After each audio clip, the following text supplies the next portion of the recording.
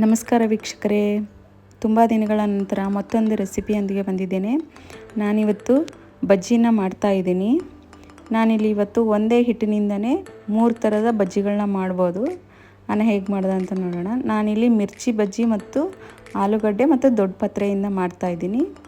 ನಾನಿಲ್ಲಿ ಮೊದಲು ಮೆಣಸಿನ್ಕಾಯಿಗಳನ್ನ ಚೆನ್ನಾಗಿ ತೊಳೆದ್ಬಿಟ್ಟು ಬಟ್ಟೆಯಿಂದ ಒರೆಸ್ಕೊಂಡ್ಬಿಟ್ಟು ಆಮೇಲೆ ಇದನ್ನು ಈ ರೀತಿ ಉದ್ದಕ್ಕೆ ಸೀಳ್ತಾ ಇದ್ದೀನಿ. ಸೀಳಿದ ಮೇಲೆ ಅದರಲ್ಲಿ ಮಸಾಲೆ ತುಂಬಿಸ್ಬೇಕು. ಅದು ಏನು ಮಸಾಲೆ ಅಂದರೆ ಜೀರಿಗೆ ಮತ್ತು ಉಪ್ಪು ಎರಡನ್ನೂ ಸೇರಿಸಿ ಮಿಕ್ಸಿ ಮಾಡ್ಕೋಬೇಕು. ನೈಸಾಗಿ ಪೌಡ್ರ್ ಮಾಡಿಕೊಂಡು ಅದನ್ನು ಈ ರೀತಿ ಮೆಣಸಿನ್ಕಾಯಿನಲ್ಲಿ ಫಿಲ್ ಮಾಡ್ಕೋಬೇಕು. ಚೆನ್ನಾಗಿ ಫಿಲ್ ಮಾಡ್ಕೋಬೇಕು. ಜೀರಿಗೆ ಮತ್ತು ಉಪ್ಪನ್ನು ತುಂಬ ಚೆನ್ನಾಗಿ ಬರುತ್ತೆ ಅದು. ಈ ರೀತಿ ಫಿಲ್ ಮಾಡಿ ಇಟ್ಕೊಂಡಿದ್ದೀನಿ ನಾನಿಲ್ಲಿ ಒಂದು ಪ್ಲೇಟಲ್ಲಿ. ಈಗ ನಾನು ಒಂದು ಬೌಲ್ ಹಿಟ್ಟನ್ನು ಜರಡಿ ಮಾಡ್ಕೊಳ್ತಾ ಇದ್ದೀನಿ ಒಂದು ಪಾತ್ರೆಯಲ್ಲಿ. ಚೆನ್ನಾಗಿ ಜರಡಿ ಮಾಡ್ಕೊಳ್ಬೇಕು ಇದನ್ನು ಹಿಟ್ಟನ್ನು. ಆಮೇಲೆ ಇದಕ್ಕೆ ನಾನು 2 ಸ್ಪೂನು ಬಿಸಿ ಮಾಡಿರೋ ಎಣ್ಣೆನ ಹಾಕ್ಕೊಳ್ತಾ ಇದ್ದೀನಿ. ಆಮೇಲೆ ರುಚಿಗೆ ತಕ್ಕಷ್ಟು ಉಪ್ಪನ್ನು ಹಾಕಿದ್ದೀನಿ. ಸ್ವಲ್ಪ ಒಂದು 2 ಚಿಟಿಕೆಯಷ್ಟು ಸೋಡಾ ಪುಡಿನ ಹಾಕಿದ್ದೀನಿ.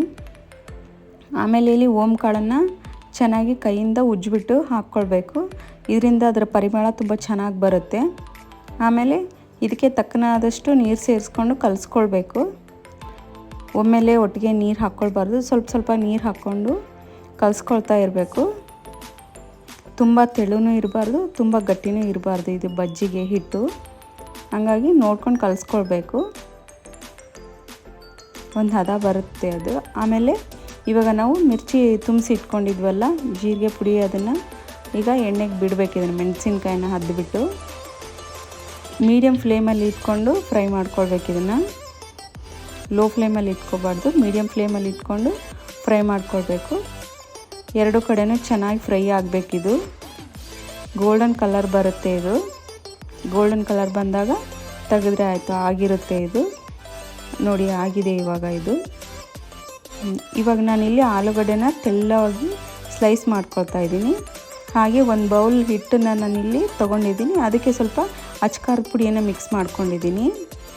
ಸಪ್ಪೆ ಆಗುತ್ತಲ್ವ ಇದು, ಹಾಗಾಗಿ ಇದಕ್ಕೆ ನಾನಿಲ್ಲಿ 1 ಸ್ಪೂನ್ ಅಚ್ಕಾರದ ಪುಡಿಯನ್ನು ಹಾಕ್ಕೊಂಡಿದ್ದೀನಿ.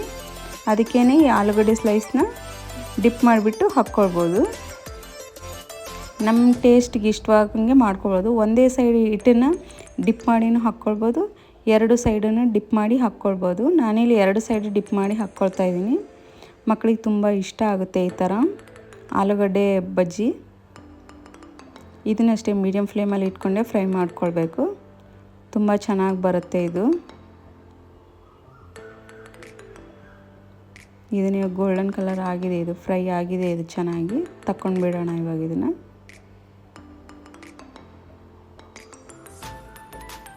ನೋಡಿ ರೆಡಿಯಾಗಿದೆ.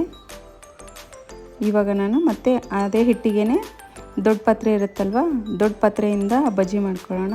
ಈ ದೊಡ್ಡ ಪಾತ್ರೆ ಆರೋಗ್ಯಕ್ಕೆ ತುಂಬ ಒಳ್ಳೆಯದು. ಮಕ್ಕಳಿಗೆ ಕೋಲ್ಡು ಕಾಫ್ ಆದಾಗ ಈ ಎಲೆಗಳನ್ನ ತಿನ್ನಿಸ್ಬೇಕು. ಕೋಲ್ಡು ಕಾಫು ಕಡಿಮೆ ಆಗುತ್ತೆ. ಆಮೇಲೆ ದೊಡ್ಡವರು ತಿನ್ಬೋದು. ಆಮೇಲೆ ಮಳೆಗಾಲ ಅಲ್ವಾ, ಈ ರೀತಿ ಬಜ್ಜಿ ಮಾಡ್ಕೊಂಡು ತಿನ್ನೋದ್ರಿಂದ ತುಂಬ ಚೆನ್ನಾಗೂ ಇರುತ್ತೆ. ಇದು ಆರೋಗ್ಯಕ್ಕೂ ತುಂಬ ಒಳ್ಳೆಯದು, ಭಾಳ ರುಚಿಯಾಗಿರುತ್ತೆ ಇದು. ನೋಡಿ ಇದನ್ನು 2 ಸೈಡು ಮೀಡಿಯಮ್ ಫ್ಲೇಮಲ್ಲಿ ಇಟ್ಕೊಂಡೆ ಫ್ರೈ ಮಾಡ್ಕೊಳ್ಬೇಕು. ಇದು ಆಗಿದೆ ಇವಾಗ. ನೋಡಿ ಎಷ್ಟು ಚೆನ್ನಾಗಾಗಿದೆ ಅಲ್ವಾ. ಮಳೆಗಾಲದಲ್ಲಿ ಸಂಜೆ ಹೊತ್ತಲ್ಲಿ ಈ ಥರ ಬಜ್ಜಿಗಳನ್ನ ಮಾಡ್ಕೊಂಡು ತಿಂದರೆ ತುಂಬ ಚೆನ್ನಾಗಿರುತ್ತೆ. ಮತ್ತೊಂದು ರೆಸಿಪಿಯೊಂದಿಗೆ ಸಿಗ್ತೀನಿ. ಧನ್ಯವಾದಗಳು.